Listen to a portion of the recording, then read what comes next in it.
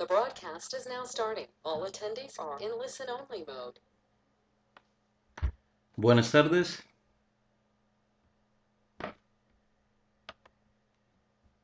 Muy buenas tardes. Ahí comenzamos la clase.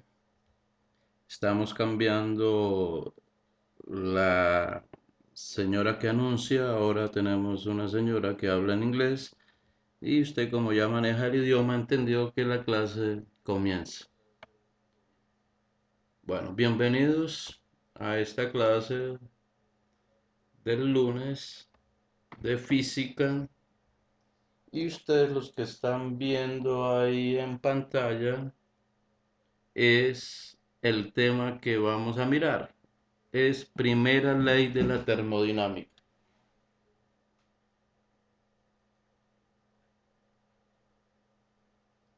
Bien, la primera ley de la termodinámica la vamos a colocar acá en la siguiente. Ahí está. Delta, el principio, o sea, la primera ley de la termodinámica es nada menos y nada más que la ley más general de la conservación de la energía. Esta se toma como la conservación de la energía que veíamos en las clases anteriores, pero la conservación de la energía no tenía en cuenta el rozamiento, porque el rozamiento produce calor. Por lo tanto, aquí incluimos el calor. Y esa sería entonces la ley más general. Memorícela. Delta de U. Ahorita miramos qué es U. Como todo delta, es un incremento de lo final menos lo inicial. Entonces ahora vamos a mirar qué es cada uno de estas cosas que dice la primera ley de la termodinámica. Entonces empecemos a mirar delta de U. Q, pues usted ya sabe que Q es el calor. W es el trabajo. El trabajo que usted ya sabe que el trabajo es una fuerza por distancia. Pero acá se relaciona en parte con eso. Por lo tanto, la distancia es primordial en el trabajo. La distancia sería primordial en un trabajo. Si hay distancia, hay trabajo. Entonces vamos a mirar cada una de las cosas. Otra cosa que hay que tener en cuenta es que esta fórmula falta introducir signos de calor y de trabajo. Entonces vamos a mirar uno de ellos. Empecemos a estudiar delta de U.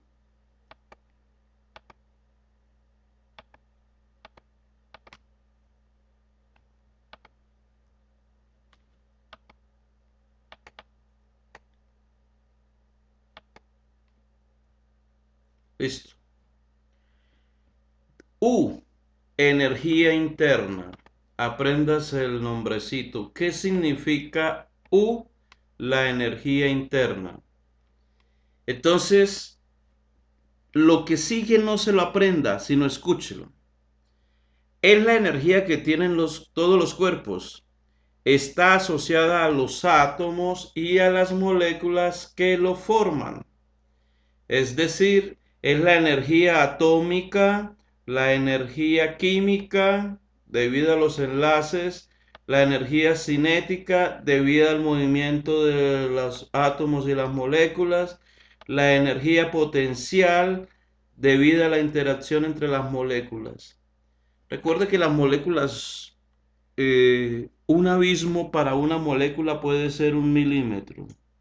Eso para una molécula es una distancia enorme. Y la energía potencial tiene que ver con la altura. Entonces,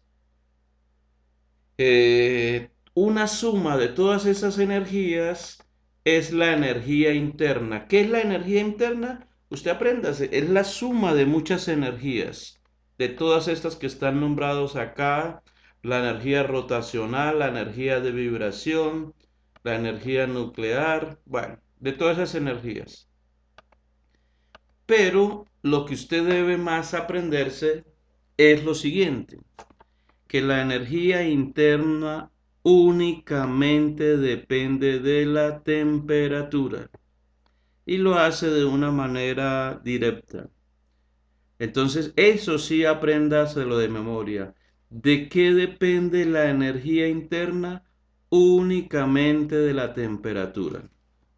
Entonces, delta de U sería igual a energía interna final menos la energía interna inicial. Eso es lo que significa delta de U. ¿Y de qué depende esa energía interna? Es función de la temperatura, depende de eso. Y de una manera directa.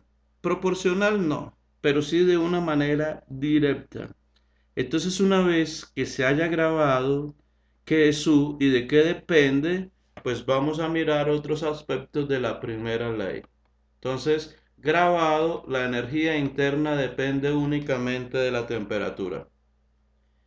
Bueno, vamos a mirar cuando delta de U es igual a cero.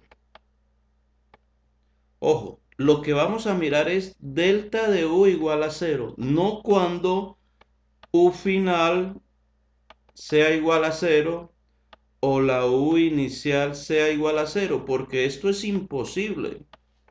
O sea, una energía final y una energía interna inicial no pueden ser cero, tienen valores.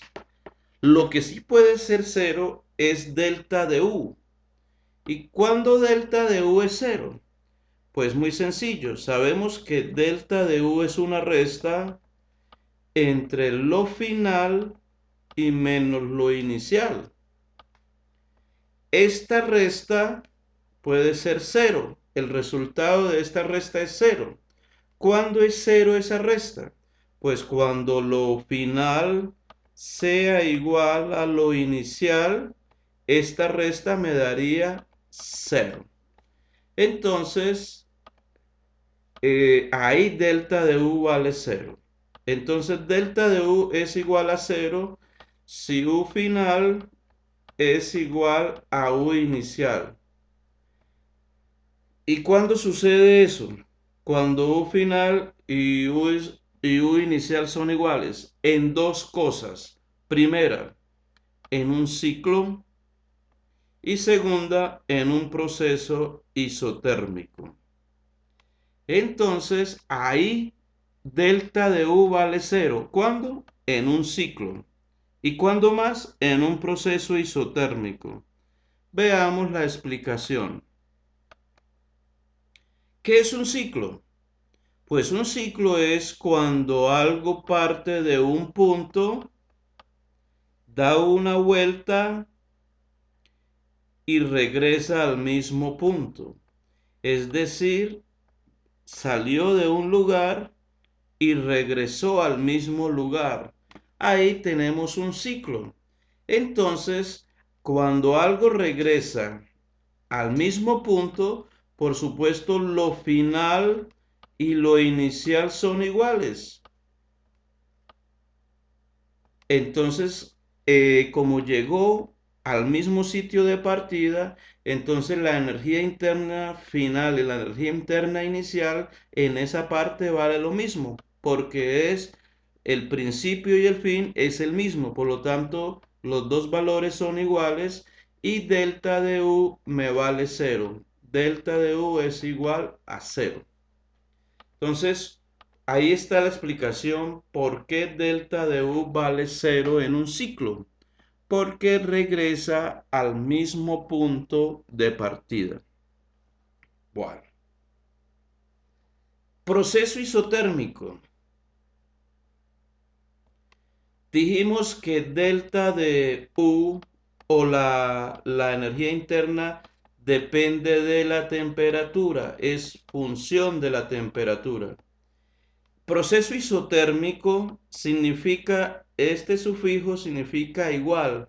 ¿Igual qué? Pues igual temperatura.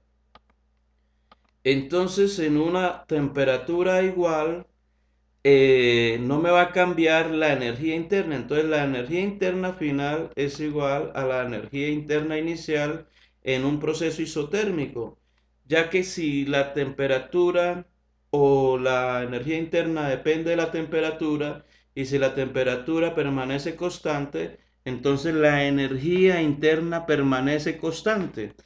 Ahí no se está cumpliendo un ciclo, pero sí está permaneciendo la temperatura constante. Y la temperatura constante hace que la energía interna permanezca constante. Por lo tanto, lo final es igual a lo inicial. Entonces, usted lleva grabado tres conceptos. Número uno, la energía interna depende de la temperatura. Número dos, delta de U es igual a cero en dos casos, en un ciclo y en un proceso isotérmico. La explicación ya la escuchó. Entonces, eso debe estar memorizado.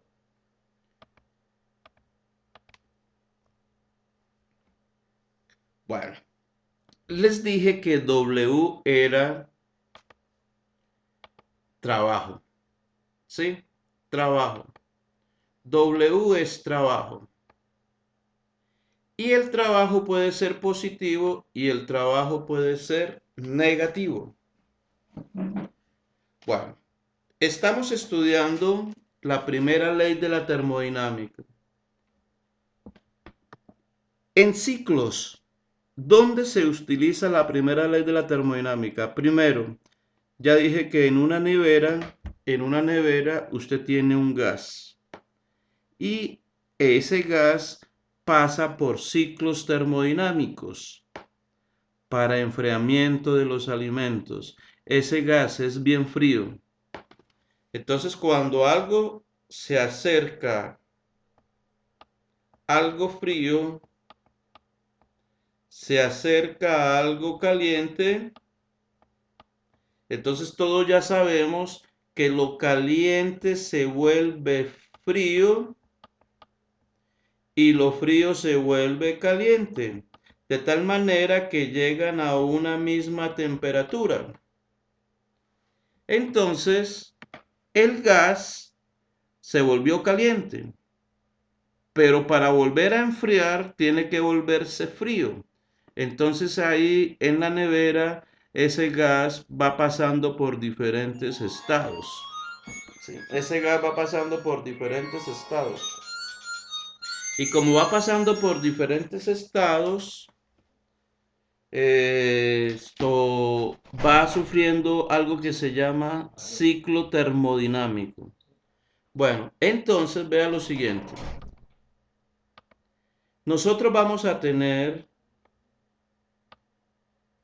un gas aquí metido, un gas. Y ese gas va a estar metido dentro de un pistón. Y este pistón puede que suba o puede que baje. Perdón un momento. ¿Aló?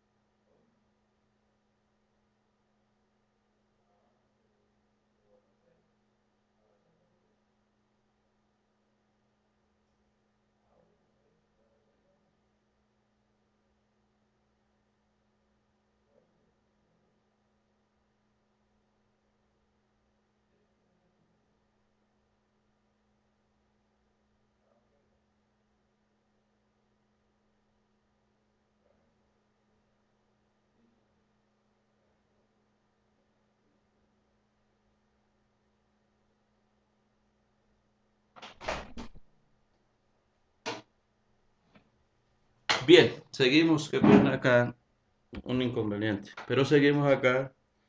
Entonces mire lo siguiente.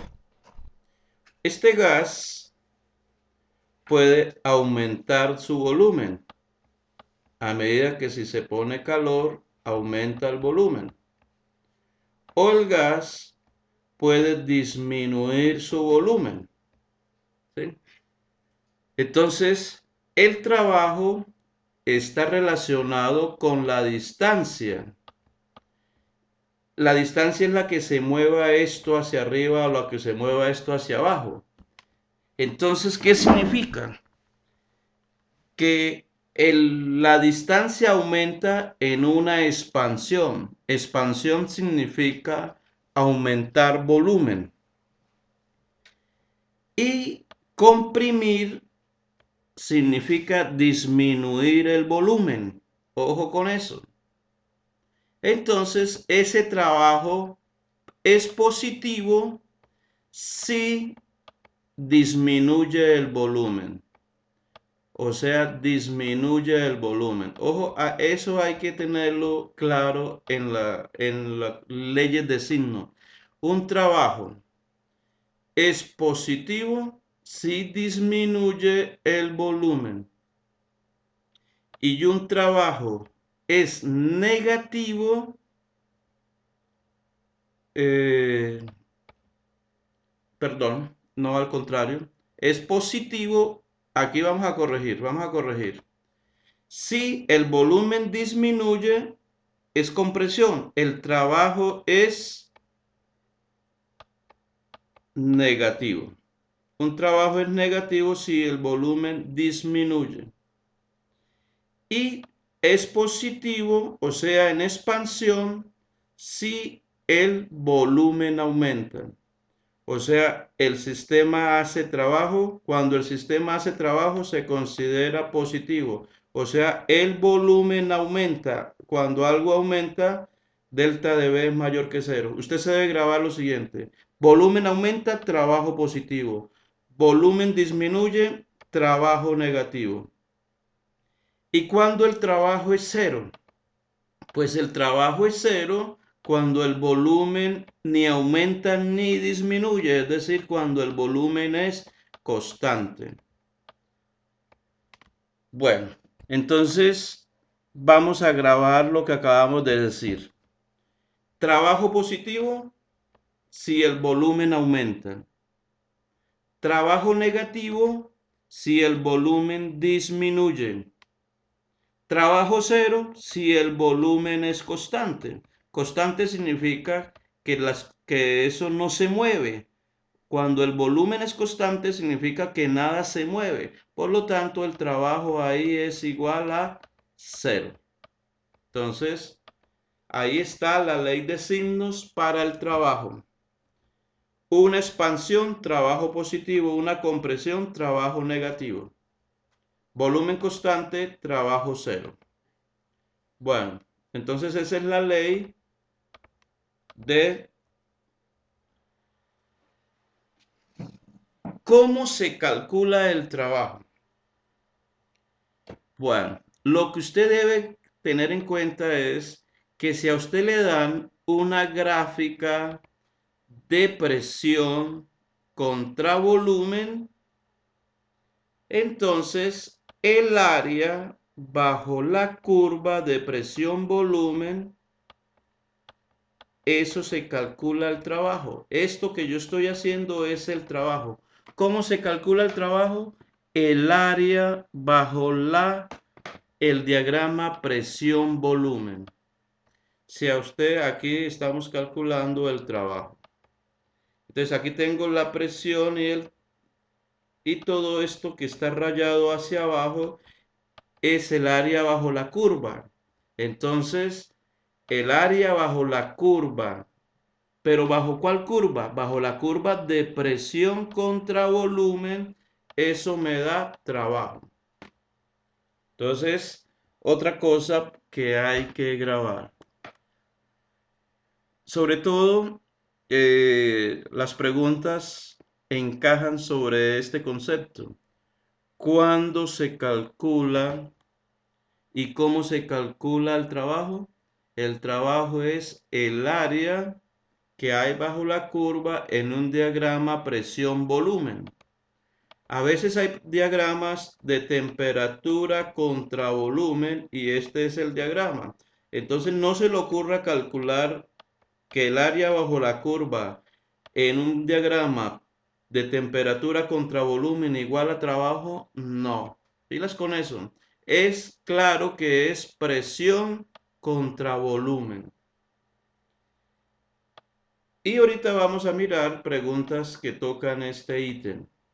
Entonces, grabamos de trabajo. El trabajo es positivo en una expansión, o sea, en un aumento de volumen. El trabajo es negativo en una compresión, o sea, en una disminución de volumen. El trabajo es igual a cero si el volumen es constante. Y en un diagrama presión contra volumen, el área que esté sobre la curva es el trabajo. Entonces, área, presión sobre volumen, el área que está abajo de ese diagrama es trabajo. Esas son las cosas que usted debe manejar de trabajo. Bueno, ¿y ahora qué debe manejar de calor?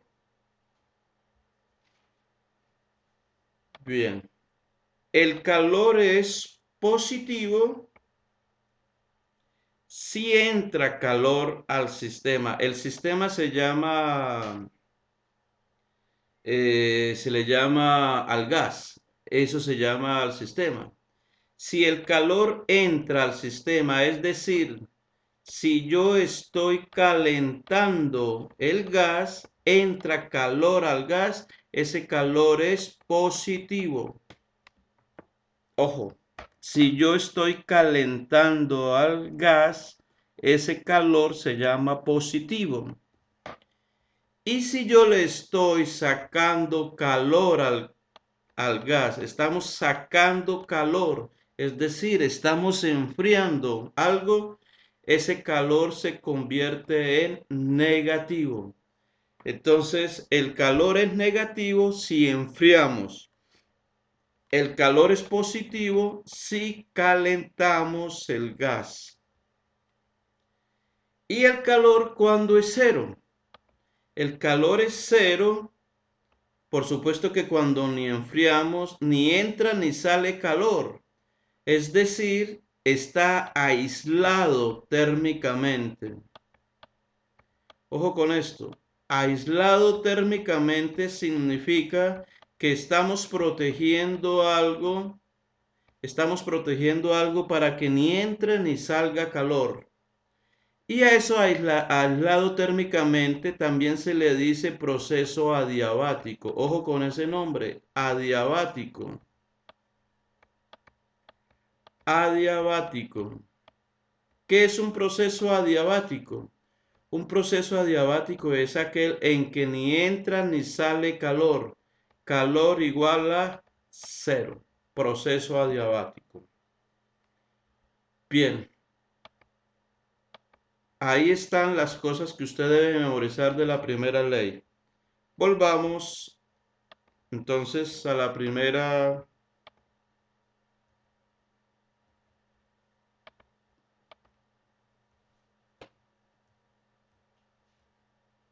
Bueno, aquí está la primera ley. Delta de U igual a Q menos W. Aquí está la primera ley. Pero está sin signos.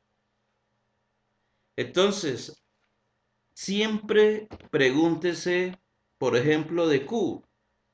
Si está calentando el gas o lo está enfriando. Entonces ahí involucra el calor positivo o negativo. Aquí dice menos, pero recuerde que este trabajo es negativo si hay una compresión del gas, si el gas se comprime. Entonces, con ese negativo del trabajo y con este negativo de la fórmula, aquí me puede quedar la primera ley Q más W. Ojo con eso. Entonces, ojo que aquí me puede quedar más de acuerdo al signo que tenga el trabajo. Si el trabajo tiene signo negativo, entonces ahí eso me va a quedar más. Entonces, delta de U, ¿cuándo es cero? Cuando es un proceso isotérmico y cuando es un ciclo. Q, ¿cuándo es cero? Cuando es un proceso adiabático o está aislado térmicamente. W, ¿cuándo es cero? W es cero cuando tenemos un proceso a volumen constante, es decir, cuando el volumen no cambia. Entonces, W es cero cuando el volumen es constante. Q es cero cuando tenemos un proceso adiabático o aislado térmicamente. Delta de U es cero. Delta de U es cero si es un ciclo o un proceso isotérmico. Q es positivo si calentamos el gas. Q es negativo si lo enfriamos. El trabajo es positivo si el volumen aumenta. El trabajo es negativo si el volumen disminuye. Listo, eso es todo lo que usted debe saber de esto. De ahí en adelante es la solución de problemas con todo lo que yo le he dicho hasta el momento. Entonces vamos a mirar solución de los problemas.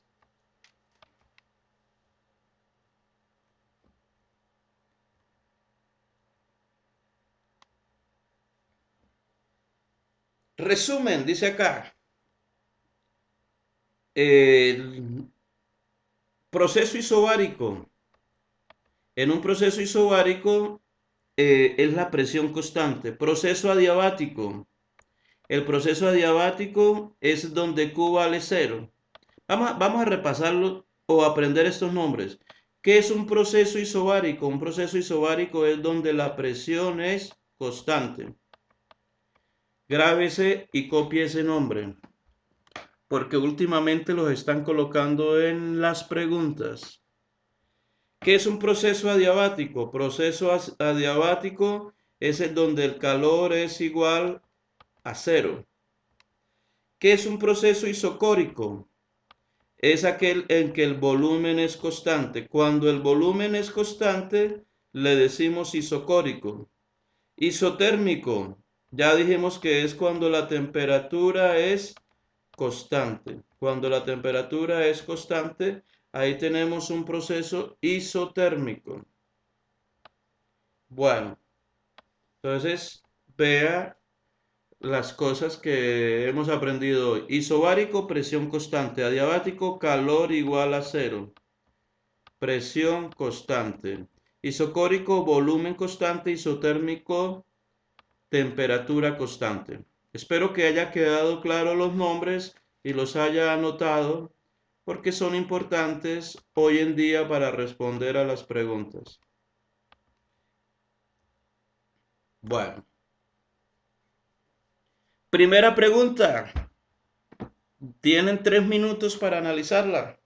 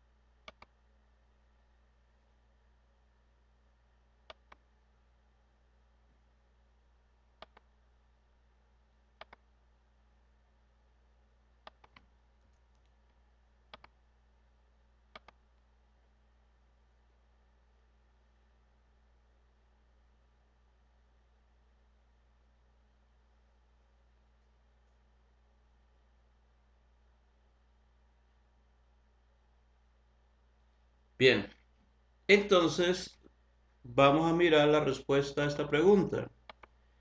Cuando un sistema vuelve a su estado inicial, tenemos que la variación de energía interna fue, ya lo dije, igual a cero. Bueno, pregunta tomada del examen de estado de IFES. Entonces, si usted no sabía esa teoría, esta pregunta le hubiera costado un puntaje de 3, 4, 5, depende de...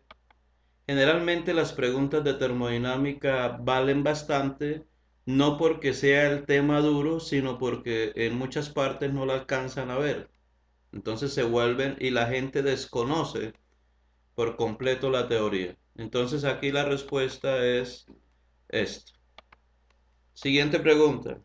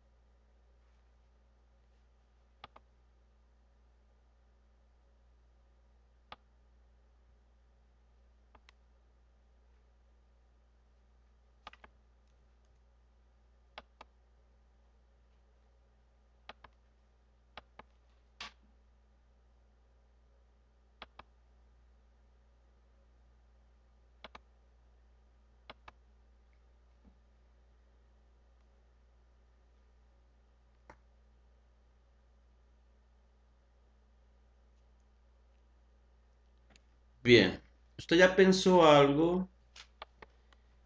Esto que está acá es ya una afirmación, no es una pregunta, es una afirmación. Dice, si un gas ideal es sometido a un proceso a temperatura constante, tenemos que Q igual a W. ¿Por qué? Copiemos la primera ley. Delta de U es igual a Q menos W. El proceso en el cual someten es a temperatura constante. Entonces, precisamente es uno de los parámetros para la cual delta de U vale cero. En procesos a temperatura constante, delta de U vale cero. Entonces, cero es igual a Q menos W. Entonces, pasando cualquiera para allá, W, por ejemplo, W es igual a Q. Entonces, esto todo lo que me dijeron es verdad. Q igual a W en un proceso isotérmico. Entonces, ¿por qué Q igual a W? Entonces, aquí me están diciendo, porque delta de U vale cero, es decir, la energía interna no varía. La energía interna permanece constante para que delta de U valga cero en el proceso isotérmico. Por ahí alguien me dio una respuesta. El sistema está aislado térmicamente. Si el sistema estuviera aislado térmicamente, Q valdría cero. Por lo tanto, no podría ser Q igual a W. Ojo con eso. Entonces la respuesta es la respuesta B. La energía interna no varía. ¿Sí? Vamos a la siguiente pregunta.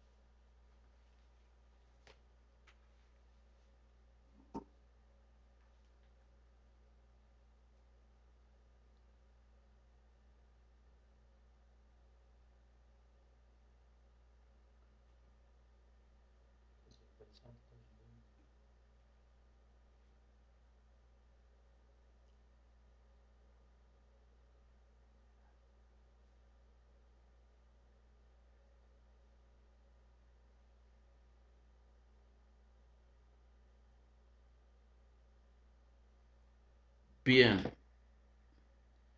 vamos otra vez. Todo esto usted lo contesta gas, aislado térmicamente, gas ideal. Todo esto lo contesta con la primera ley. La primera ley dice delta de U igual a Q menos W. Apréndaseme la primera ley. Bueno, si el gas ideal pasa de un estado 1 a un estado 2, estando aislado térmicamente, entonces, ¿qué sucede si algo está aislado térmicamente? Pues que el calor vale cero, por lo tanto Q vale cero. Entonces delta de U es igual a menos W. Así quedaría la primera ley. Entonces la respuesta ahí sería A, tal como me lo mandan por Ernesto. Aislado térmicamente significa Q igual a cero. Por lo tanto, no puede aparecer Q en las respuestas. O sea, en la primera ley de la termodinámica, delta de U igual a Q menos W, no puede aparecer Q porque es aislado térmicamente.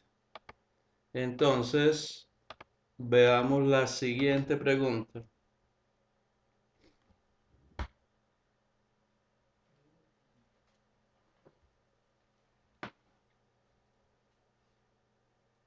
Bueno, esta es la primera parte. Lea esto, lo que le están diciendo. Dice, un cilindro contiene cierta cantidad de gas atrapado mediante un émbolo de masa m que puede deslizarse sin fricción. Este conjunto se va sumergiendo muy lentamente con rapidez constante en agua, como se muestra en la figura, mientras todo el conjunto se mantiene a 20 grados centígrados. La gráfica de presión contra volumen del gas cerrado se muestra a continuación.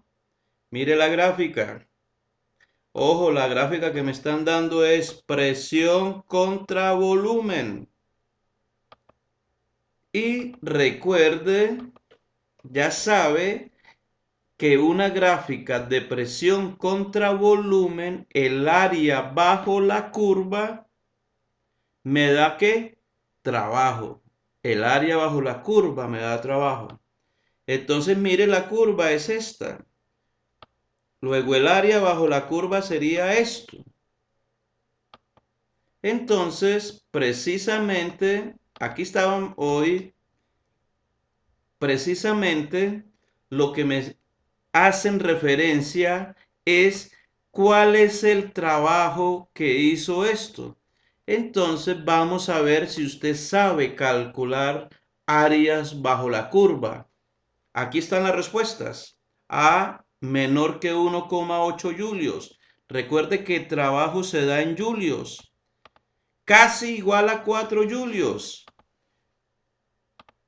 Entre 3 y 3,5 julios. Mayor que 4 julios.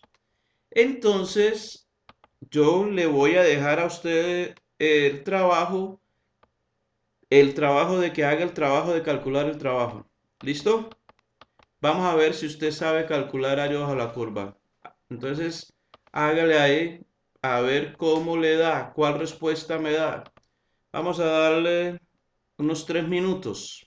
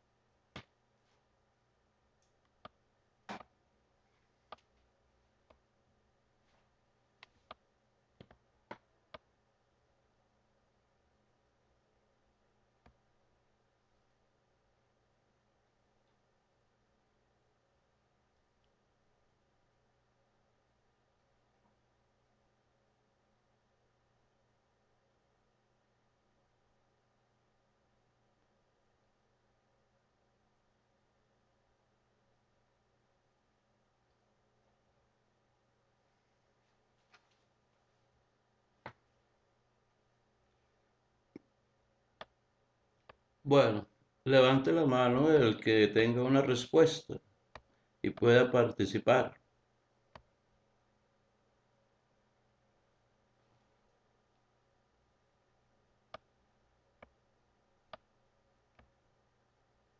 Paula Salamanca, Paula Daniela Salamanca. Buenas tardes, Libardo. Hola, Paula. Bueno, me sé sé la respuesta porque la pregunta la habíamos trabajado en el 2012. Entonces la respuesta es la D, teniendo en cuenta que entre 4 y 10 se cuentan los cuadritos que hay debajo de la curva y aproximadamente son 9. Entonces la respuesta sería mucho mayor que 4 joules. Mm, ¿Con quién la trabajaron? ¿Conmigo? Con Osvaldo. No, no es la respuesta. mm, Gracias, pero vamos a explicar por qué no es la respuesta. Paula, ya le explico por qué no es la respuesta. bueno, Ok, bueno, la respuesta, vamos a mirarla, a hacer el área bajo la curva. Entonces, uno cuenta cuadritos. Listo, aquí hay 1, 2, 3, 4, 5, 6, 7. Diramos este 8, pero sin este pedacito. Pero resulta que aquí hay un pedacito como más grande, entonces podemos poner este pedacito acá y llevamos 8 cuadritos. Aquí tenemos este 9, pero sin este pedacito. Pero es que este pedacito lo puede complementar ahí y hay un poquito más de 9 pedacitos. Bueno, 9 pedacitos puede ser ahí. O pongámosle 10, pero por debajo de 10 un poco. Bueno, entonces, una vez contado cuadros, esto es un rectángulo, donde esto es la base. Estoy rayando la base. ¿Cuánto mide la base? Pues de 4 a 6 mide 2. La altura, esta es la altura. O sea, la altura aquí mide 0,2. Entonces tenemos un rectángulo de base 2 y de altura 0,2. 2 por 0,2. Entonces, 2 por 0,2 me daría 0,4. 0,4 por 9, ¿sí? Por 9 pedacitos. O por 10, que no hay 10 pedacitos. Digamos por 10 pedacitos, eso me daría 4. Me daría 4. A lo mucho 4. ¿Sí? Entonces, aquí dice mucho mayor que 4. No, porque es que no alcanzan a ver 10. Si hubieran 10 cuadros, sería 4, ni siquiera mucho mayor de 4. Pero la respuesta B dice casi igual a 4 julios. Luego ahí no es la respuesta D, sino la respuesta B. Casi igual a 4 julios. Entonces, espero que haya quedado claro cómo se halla el área de un cuadrito. Esto mide 2, la altura mide 0,2 y se cuentan los cuadros que hay. Entonces, 1, 2, 3, 4, 5, 6, 7 completos. Este 8, 8 que con este lo completa. 8. Este 9 que con este pedazo lo completa. En sí hay 9 y algo. 9 y algo. Entonces la respuesta ahí sería B. Es una cuestión de cálculos y de hacer bien una operación. Esta respuesta no entra. Es la respuesta B, que sí entra entre los cálculos. Bueno, vamos a la siguiente pregunta. Paula, la respuesta que se le estoy dando es respuesta del IFES, ¿no? No son mías, son del IFES las respuestas.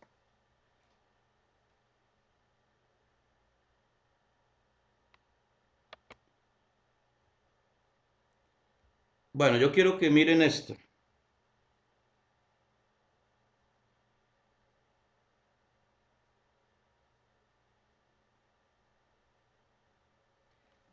Lean esta información que hay acá.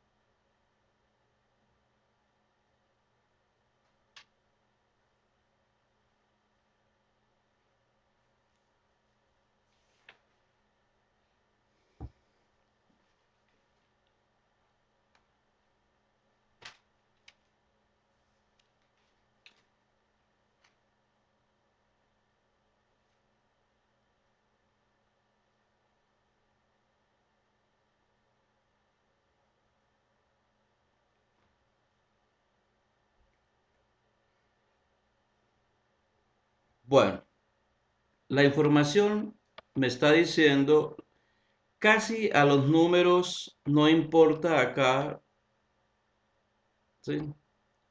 Los números es lo de menos porque hoy en día las preguntas de física no tienen en cuenta los números, es puro análisis. Entonces dice, sobre una de las muestras se realiza un proceso isotérmico, desde el estado inicial A hasta el estado final B. O sea, esto que tengo de aquí a B es un proceso isotérmico que le hicieron a una muestra de CO2. Este es un proceso isotérmico. ¿Qué se concluye del proceso AB? Del proceso AB, la primera ley de la termodinámica sería delta de U es igual a Q menos W, pero en un proceso isotérmico delta de U vale 0, o sea, Q igual a W. De eso se concluye acá, para esta AB. Para AC, para AC es un proceso adiabático. Entonces, para AC, delta de U es igual a Q menos W. Pero como es un proceso adiabático, Q vale 0. Por lo tanto, delta de U es igual a menos W. Entonces, para la AB queda Q igual a W. Y para la AC queda delta de U igual a menos W. Esas son conclusiones con base en la primera ley. Bueno, vamos a mirar entonces qué nos preguntan o cuál es la pregunta que nos van a hacer de esta información.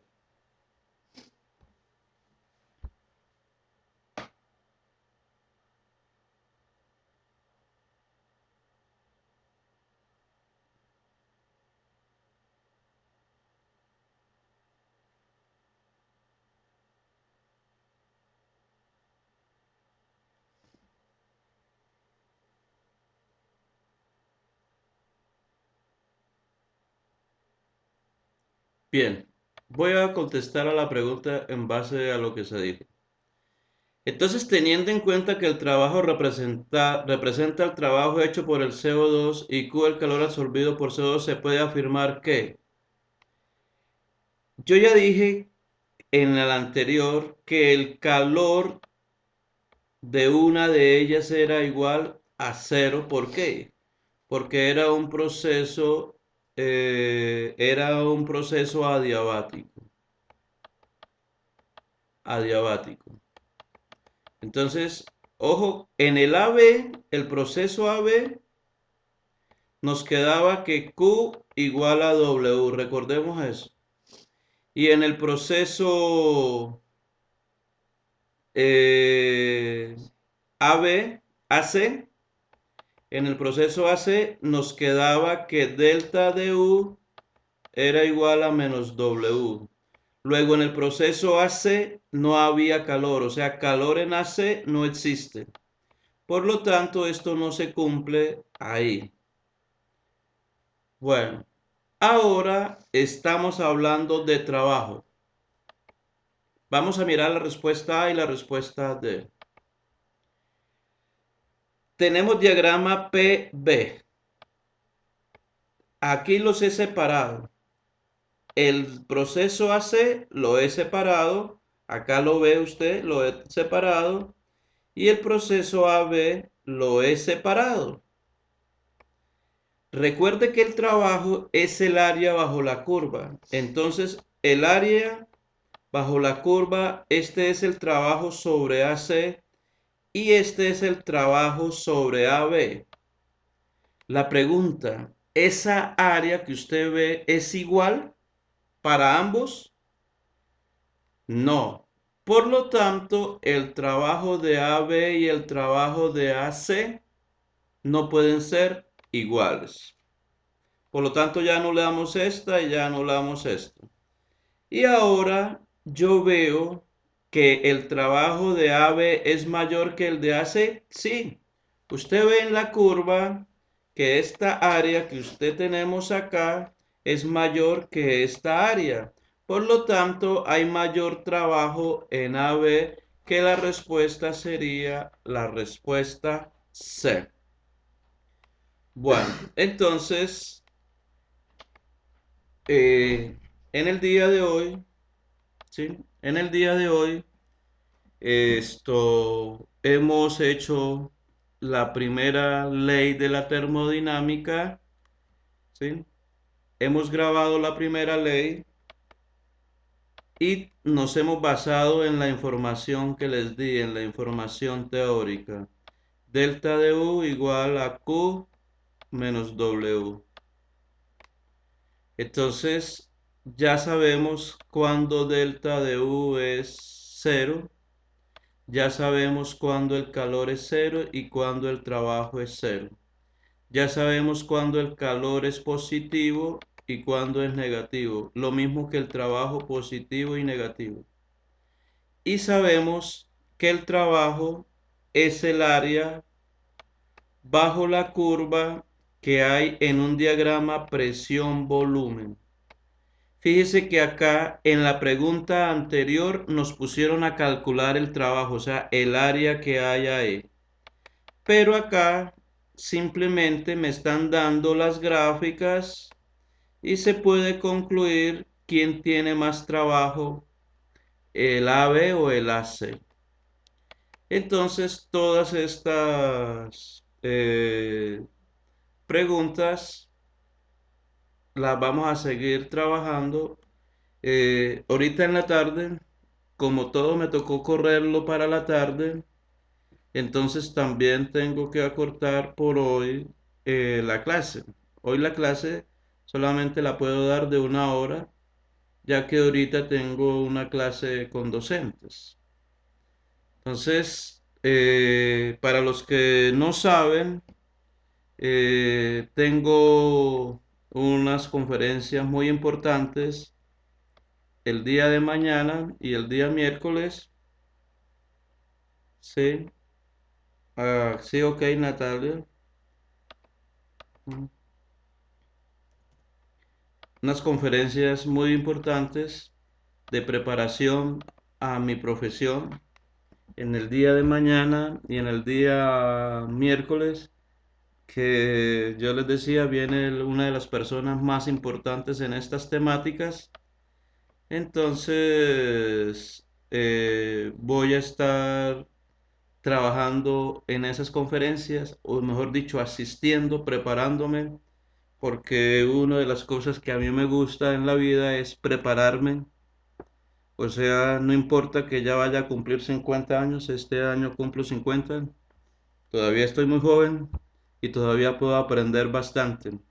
Y eso es lo que me apasiona. Por lo tanto, entonces hoy termina la clase y seguimos el día jueves. Ya casi vamos a terminar los temas. El día jueves vemos más problemas de primera ley y vemos calor latente y vemos los gases. Entonces, para quedar bien con la cuestión de la cuestión de calorimetría. Entonces, le agradezco su atención y nos vemos el día jueves. Nos vemos.